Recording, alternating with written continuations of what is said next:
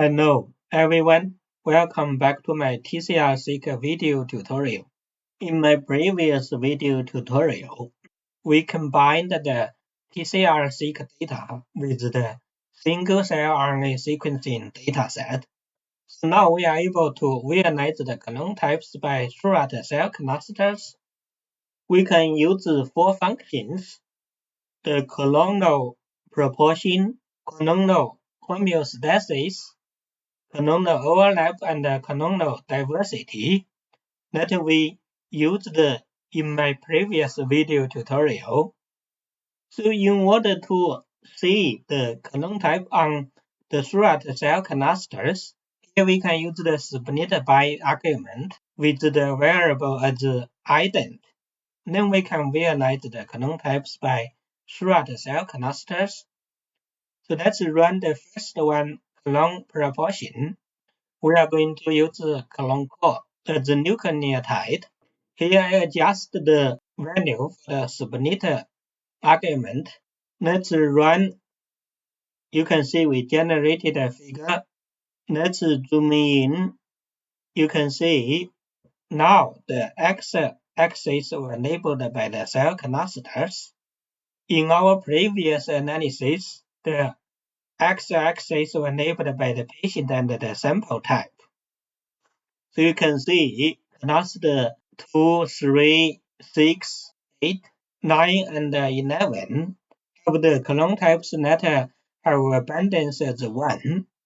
We can also run the clonal homeostasis function to see the clone types. Again, we need the split by function as ident. Let's run. Let's zoom in.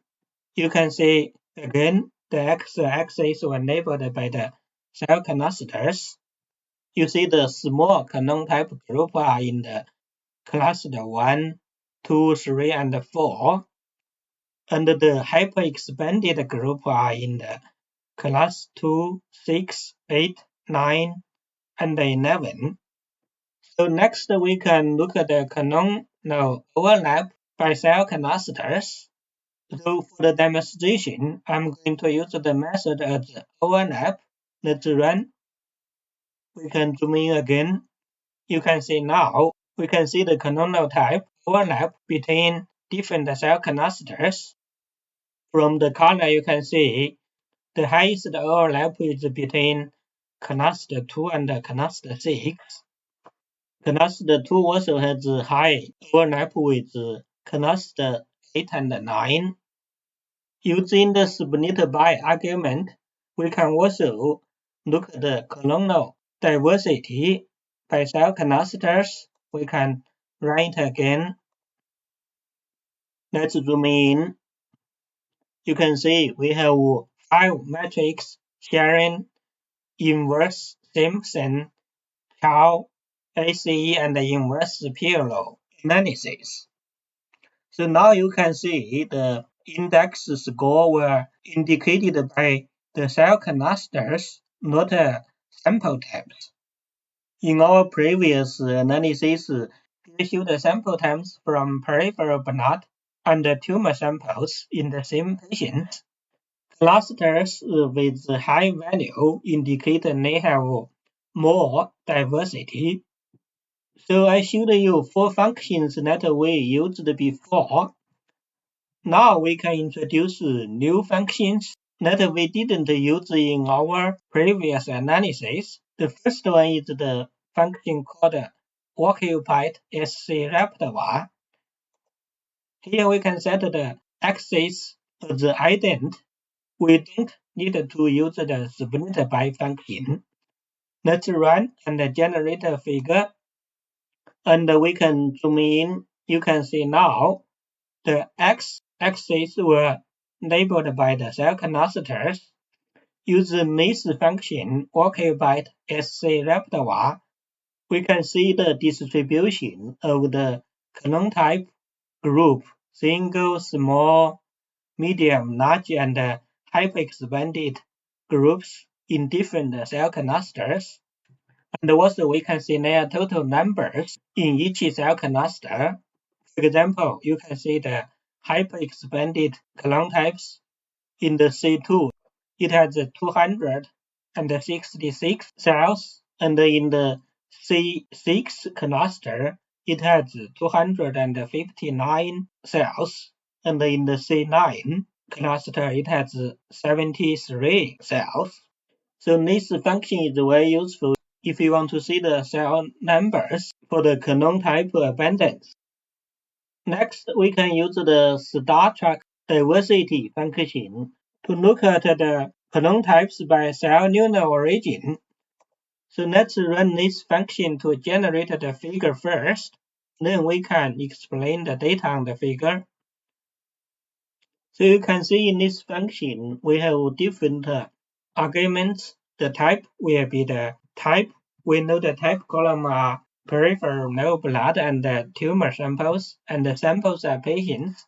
We have the PY, PX, PZ patients.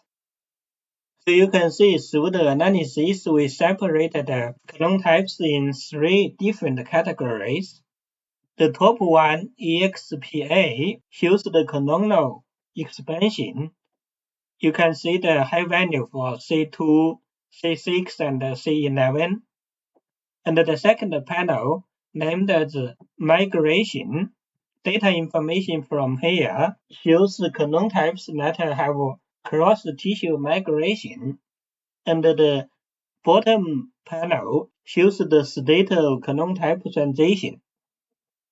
Another function called clonotype bias.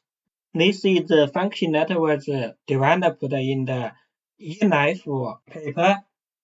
They use the clonotype bias value from 0 to 1 to quantify individual clonotypes expansion in the same type of cells. So this function was incorporated into the SC repertoire package. We can run this function, use the clone call as amino acid, and split by argument as patient. Then we group the clonotypes by cell items.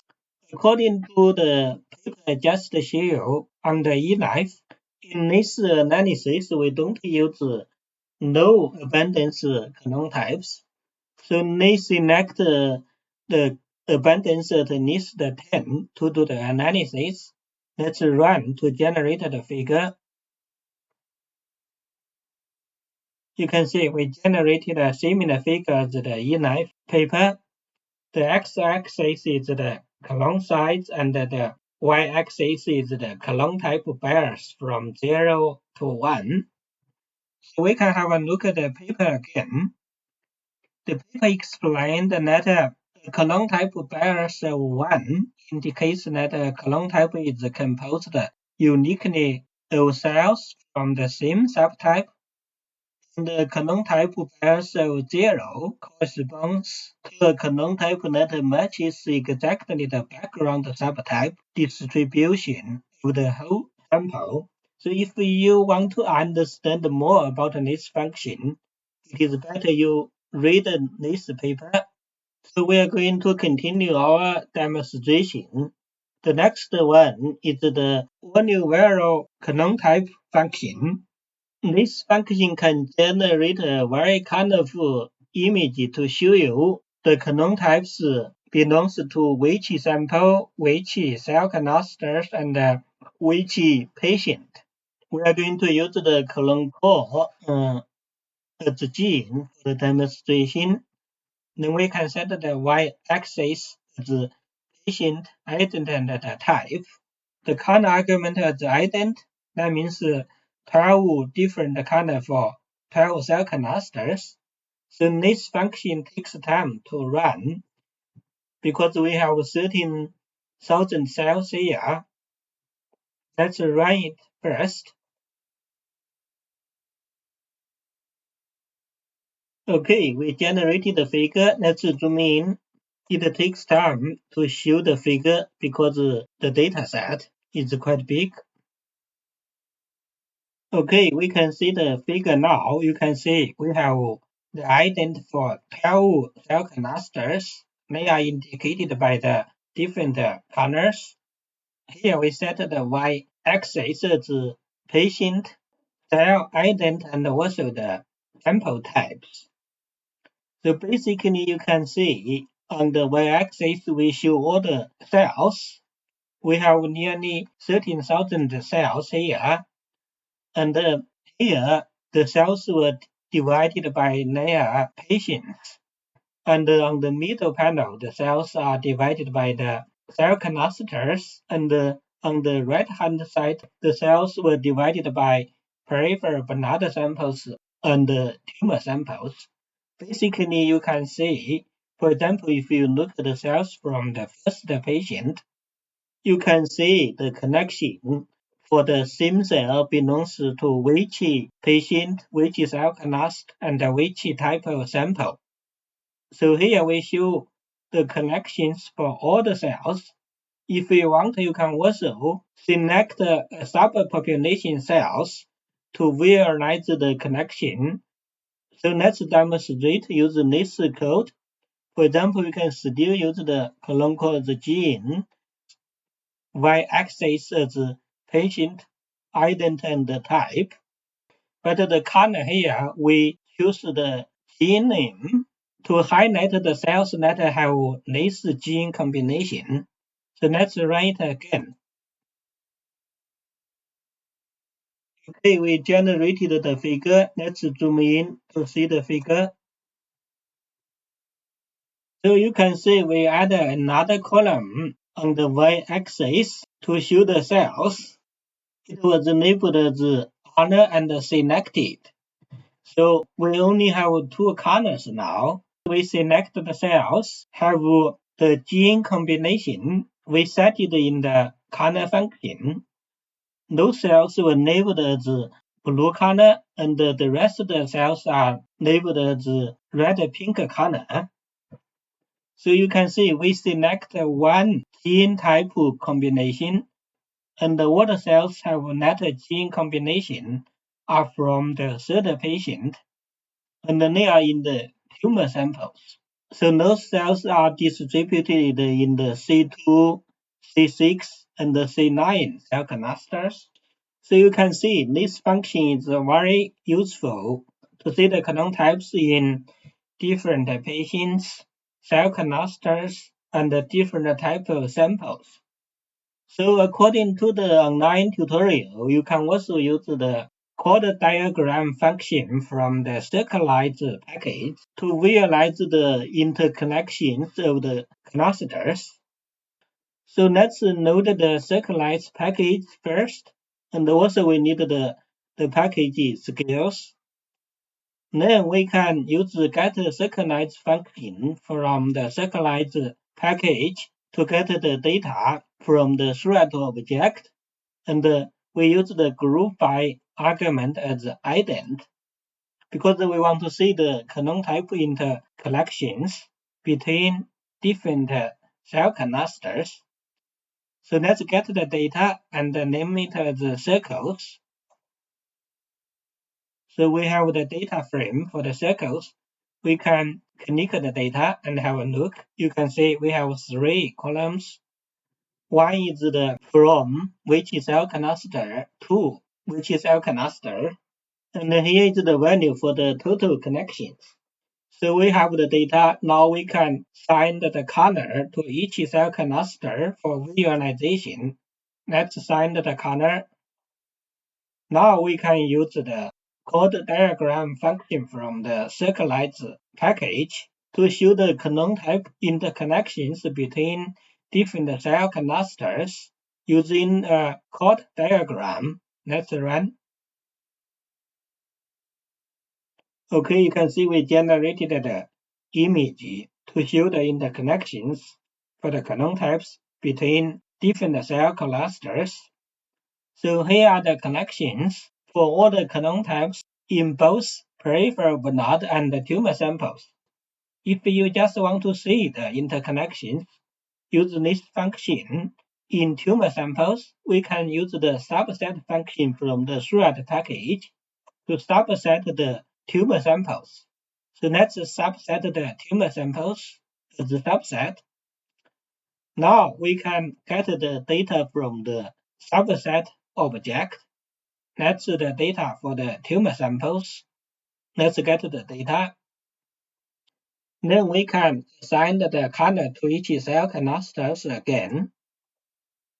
Now we can use the Chord diagram function to look at the interconnections for the clonotypes between different cell canisters just in tumor samples. Let's run. Okay, you can see we generated another Chord diagram to show the clonotype interconnections between different cell canisters.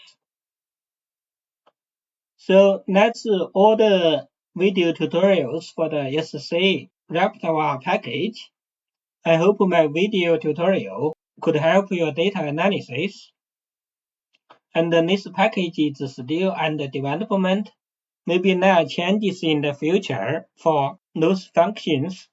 So I highly recommend you check the online tutorial as well. So please subscribe to my channel and share my videos with your friends. Thank you.